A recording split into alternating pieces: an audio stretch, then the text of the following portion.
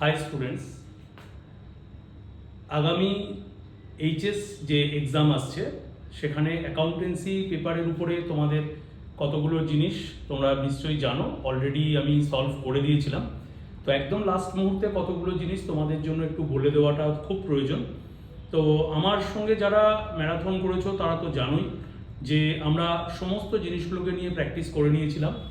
আমরা এখন যে জিনিসগুলোর সম্পর্কে আমরা পুরো ফুল যে কোর্স আছে ফুল কোর্সটার উপর থেকে একটা কুইক রিভিশন করে নেব।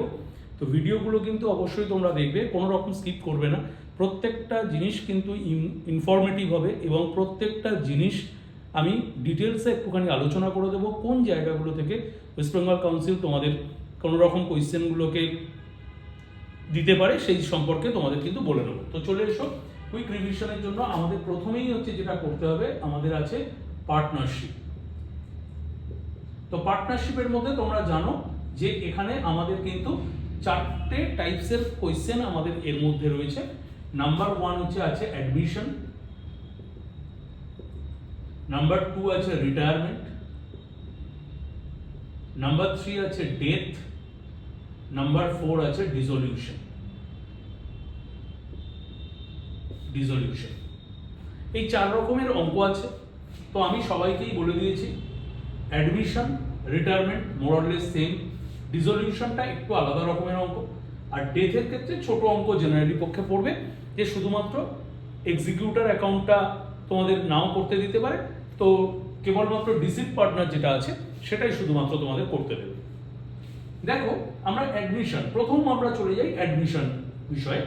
অ্যাডমিশনের সময় তোমাদের বারবার কিন্তু কতগুলো জিনিস লক্ষ্য রাখতে হবে, যে রিভ্যালুয়েশন অ্যাকাউন্ট তোমাদের যখন করো, রিভ্যালুয়েশন অ্যাকাউন্টের মেন থিমটা মনে রাখতে হবে। অ্যাসেট যদি প্লাস হয় তাহলে এপাশে বসবে, অ্যাসেট যদি মাইনাস হয় এদিকে বসবে, লায়াবিলিটি যদি মাইনাস হয় তাহলে এপাশে বসবে, লায়াবিলিটি যদি প্লাস হয় এপাশে বসবে। টু এবং বাই বারবার কিন্তু আমি তোমাদের অনেকগুলো ভিডিওতে বলে দিয়েছি, টু বাই ডেবিট ক্রেডিট এগুলো কিন্তু দিতে ভুলবে না, এগুলোর উপর কিন্তু নাম্বার ডিডাক্ট হয়ে যাবে। তো এই হচ্ছে রিভ্যালুয়েশনের মেন স্ট্রাকচার। আমার এই বিষয়টা মনে রাখবে, এ মাইনাস এল প্লাস এ প্লাস এল মাইনাস। এরপর তোমরা এখান থেকে যেটুকুনি প্রফিট বা লস হবে সরাসরি তোমাদের কিন্তু পার্টনার্স ক্যাপিটাল অ্যাকাউন্টে চলে যাবে। পার্টনার্স ক্যাপিটাল অ্যাকাউন্টে যখন তোমরা যাবে, এইখানটায় তোমাদের হচ্ছে বাই ব্যালেন্স বিডি বা বিএফ দিয়ে যারা করেছো, সেখানে হচ্ছে তোমাদের যে যে পার্টনাররা আছে এ বি সি, তার মধ্যে এ এবং বি যারা এক্সিস্টিং পার্টনার, তাদের মধ্যে তোমরা কিন্তু জিনিসটাকে লিখে দেবে। এরপর যদি কোনো রিজার্ভ থাকে রিজার্ভটাকে ট্রান্সফার করবে, যদি রিভ্যালুয়েশনে প্রফিট থাকে প্রফিটটাকে অবশ্যই প্রথম, তারপর রিভ্যালুয়েশনে প্রফিটটাকে ট্রান্সফার করবে, যদি লস থাকে তাহলে লসটা এদিকে ট্রান্সফার করবে, টু বলে টু রিভ্যালুয়েশন বলে এখানে এরকম ভাবে তিনজনের মধ্যে লিখে দেবে। এরপর যদি হচ্ছে প্রিমিয়াম ফর গুডউইল থাকে, তোমাদের বারবার বলে দিয়েছি কোয়েশ্চেন পেপার কিন্তু তোমরা ভালো করে ফলো করবে। কোয়েশ্চেন পেপারে যদি দেখো নিউ রেশিও দেওয়া আছে, তাহলে কিন্তু তোমাদের স্যাক্রিফাইস রেশিও একবার বের করে নিতে হবে। স্যাক্রিফাইস রেশিও তোমাদের বলেই দিয়েছিলাম, old ratio minus new ratio এরকম ভাবে করে স্যাক্রিফাইস রেশিও তোমরা বের করে দেবে।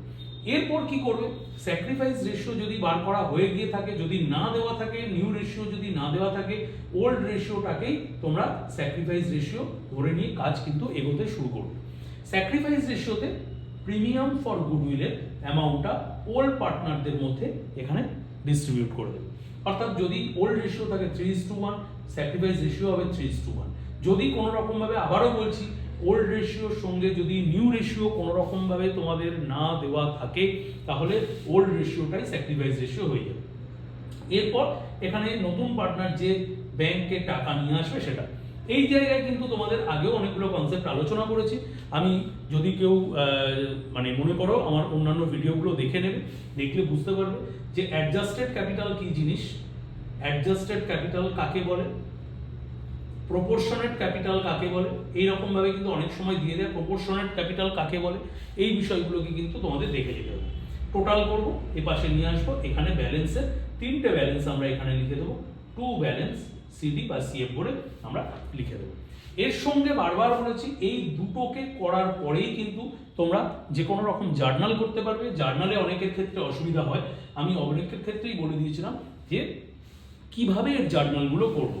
তো দেখো, আমরা এরকম ভাবে করবো, রিভ্যালুয়েশন অ্যাকাউন্ট ডেবিট, টু এখানে যদি মেশিনারি থাকে, টু যদি সানডি ক্রেডিটর থাকে, তাহলে আমাদের জার্নালটা এরকমভাবে করতে হয় revaluation account debit, revaluation account debit two এখানটায় মেশিনারি টু ক্রেডিটার্স, এরকমভাবে আমরা এইভাবে জার্নালগুলো করব।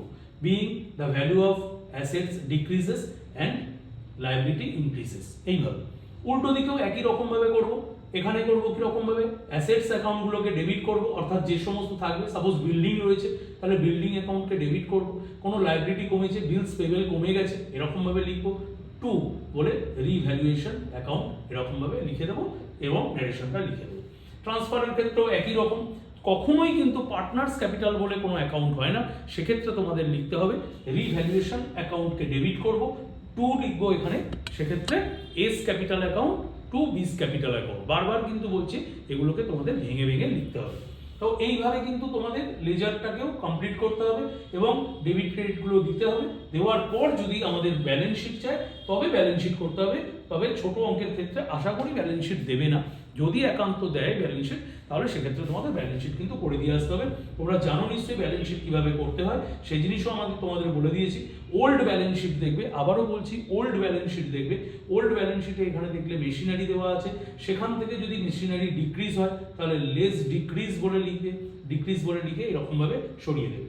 একই রকমভাবে যখন ক্যাশ বা ব্যাংকগুলো করবে তার সঙ্গে হচ্ছে প্রিমিয়াম ফর গুডউইলের অ্যামাউন্টটুকুনি, প্রিমিয়াম ফর গুডউইলটুকুনি এর সঙ্গে যোগ করবে এবং তার সঙ্গে যে সি যেটা ব্রিং অর্থাৎ ব্রট ইন বাই সি যে অ্যামাউন্টটা আছে সেই সি এর অ্যামাউন্টটুকুনি লিখে তিনটেকে মিলিয়ে এখানে একসঙ্গে যোগ করে দেবে। তাহলে cash brought in by C যেটুকুনি আছে সেটা, এখানে সিস ক্যাপিটাল লেখার দরকার নেই, cash brought in by C সেটুকুনি লিখলেই শুধুমাত্র হয়ে যাবে। তো ব্যালেন্স শিটও এরকমভাবে তোমরা করে দেবে। তো দেখো আজকে তোমাদের অ্যাডমিশনটা ঠিকঠাকভাবে বলে দিলাম।